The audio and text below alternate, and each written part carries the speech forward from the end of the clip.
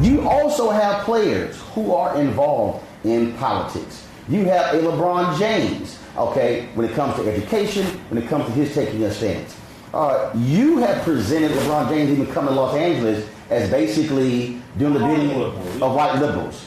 So I don't understand. I said it's a Hollywood move. Okay, but why can't we look at what LeBron is doing beyond basketball and realize that if we say we want athletes doing this, and he's doing it, but now he's doing the bidding of white liberals? Roland, you're talking about what you and others want athletes to do, this, and this. But you do. No. You can't speak for me, Roland. Let me but you said what you want athletes to do.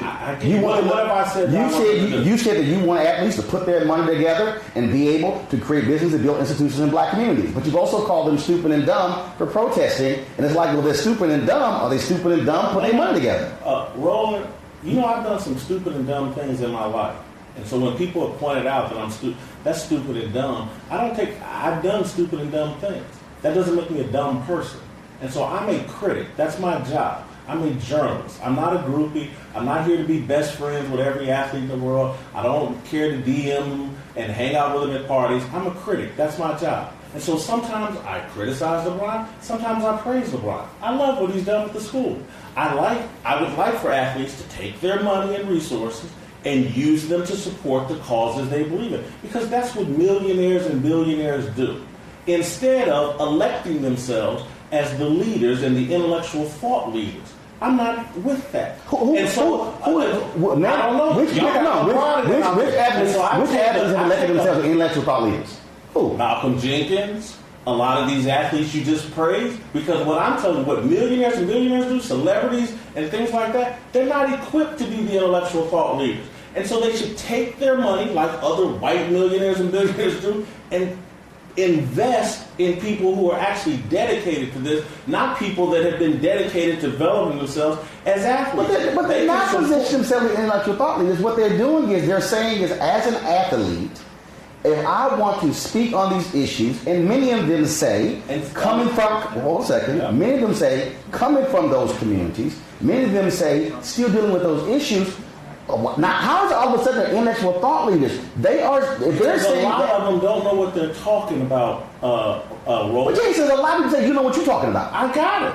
And they're more than welcome to that opinion. I'm not going to demonize them as racist. I'm not going to demonize them as sellouts. They can have that opinion.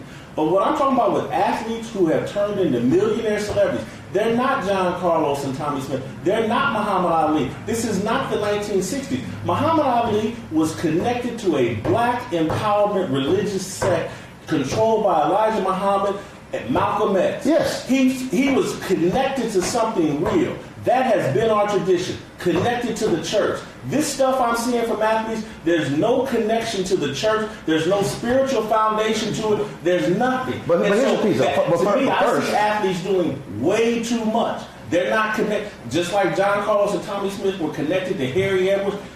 He was a part of that. I don't see that same connection. I see athletes freelancing and standing on the basis of Twitter and guys like you that gas them up and can do no wrong. I'm not with that. Well, first of all, let's do a couple of corrections. One, when you say can do no wrong, you're wrong. Okay, because as somebody who's actually sat on these panels, as somebody who's actually... One second. As someone who's actually had conversations, there's a difference between sitting on television and opining and you don't even talk to the guys. But there's a difference when you actually get out from behind the desk and be a journalist and go actually talk to them where they are. I've actually had the conversations with Jenkins, with Ben Watson, with Bennett, with Colin Kaepernick. And so my perspective in terms of what they're doing is totally different because, frankly, you haven't. I have talked to Malcolm Jenkins. So here's the piece. So you talk to Malcolm Jenkins. You just said I have. If you talk to Malcolm Jenkins, I have. So how would you say that he doesn't know about these issues when in Philadelphia they made the attempt and brought juvenile justice leaders and brought others to the table to meet with Lurie, to meet with Goodell. They actually went out in the community to do that. They've done that. Again, and this is where I'm saying the athletes are wrong. Because I don't want the athletes getting meetings with Roger Goodell and the owner of the Philadelphia Eagles to move into a lane they're not qualified for. There are actual people, politicians, community organizers, real people, not just celebrities and names, Roger Goodell, Jeffrey Lurie, blah. There's actually real people who have expertise in these issues. And so, again, I've talked to Malcolm Jenkins rather extensively here in LA when he came out to do our show, sat in my dressing room for 30, 45 minutes, and we went at it. And I think his intentions are good. I think some of what he's doing is misguided because he's trying to do too much. And so for those of you that think it's great that he got the owner and Roger Goodell to meet with somebody about criminal justice reform, I'm not impressed because that's not Roger Goodell's area of expertise or Jeffrey Lurie. But if this isn't your area of expertise, aren't you operating out of your lane?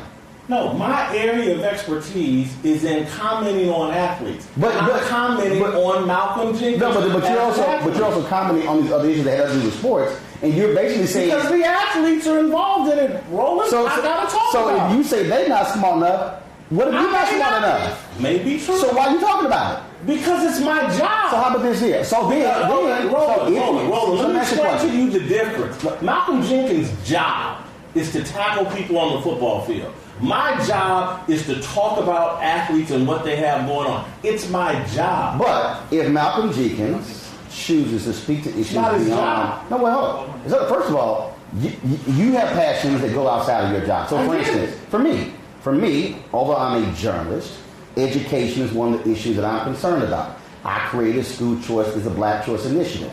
Although that's not my job, that is still a passion and a concern of mine. And so just like when what I do... involve yourself into it, but people in the media have the right to criticize it. I understand that. It's not an indication that they're doing something inappropriate or wrong. But they may just be doing their job, Roland. But if a person is involved in those issues, and they are doing that, and first of all, what I appreciate that there are athletes, that there are entertainers who don't only say, yo, I'm only here to play ball.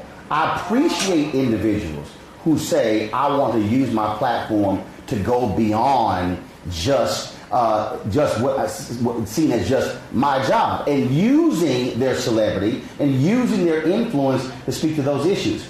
I think the difference here is that we've gotten used to athletes having a nice and neat, foundation, give some books out, have a golf tournament, and sign some jerseys. But when all of a sudden you got some guys who want to go deeper, then it's like, oh, no, y'all not smart enough for that. And what I'm saying is, I'm encouraged by that because hopefully other folks who are athletes will realize that you might have a job, but you can care more about your life than just your job. You can care about your community. I think there's a lot of people that care about their community and express their care in different ways. Which is true. And so I think there's more than one way to express your care for your community. And so I just happen to believe what Jim Brown believes. And Jim Brown is an athlete that I think did it right. He played his football career, and then he got out of football and involved himself in activities in his community and giving back to his community and trying to be a leader in his community after he was done playing football. Well, actually, after he was done, he chose to become a Hollywood star.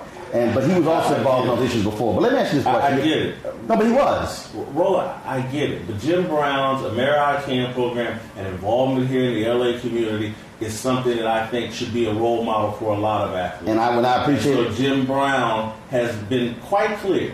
Again, when you're playing in the modern NFL, NBA, with all these corporate ties tied to you and all these billion-dollar corporations tied to you, you can't just run out willy-nilly and be an authentic civil rights leader or leader in these political issues because you have too many corporate puppet strings attached to you. But first, so those are just the facts of the modern athlete that are different from the athletes of the past. Well, first of all, the athletes of the past.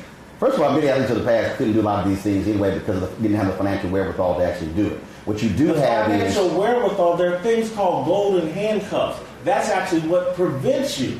And that's again why Muhammad Ali in boxing, an individual sport, he was the draw, and because of his connection to the Nation of Islam, Elijah Muhammad, he was far more effective than these guys that are out here trying to mimic him now with Nike corporate strings attached to it. I think it's a joke. I think one thing is when you talk about guys mimicking, I think they're operating and standing in their own, because that's two totally different deals. Look, I'm a tech person. I love being able to email stuff and PDFs, you name that, but also there are times when I have fans who want me to actually personally autograph a photo, which means you got to print it out.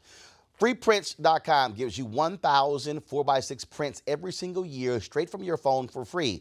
You can print photos from Instagram, Facebook, and other sources. Now, very simple. You only pay a small shipping charge, no subscriptions or commitments ever. You can also get other size prints, and the photos are great quality. Now, I know some of y'all might be saying, okay, that doesn't happen. Well, when I went to the White House, one of the ushers there wanted me to autograph a photo. We took a picture, but she didn't have an email, and I had to also go to a store, print the photo out, sign it, and mail it to her. Well, with freeprints.com, I can print it right there from my phone. It'll be shipped to me. They're the #1 rated photo printing app in the world with more than 100,000 5-star reviews. It's available for iPhone and Android. Download for free freeprints.com, and be sure to put in there when you heard about it. Just say Roland.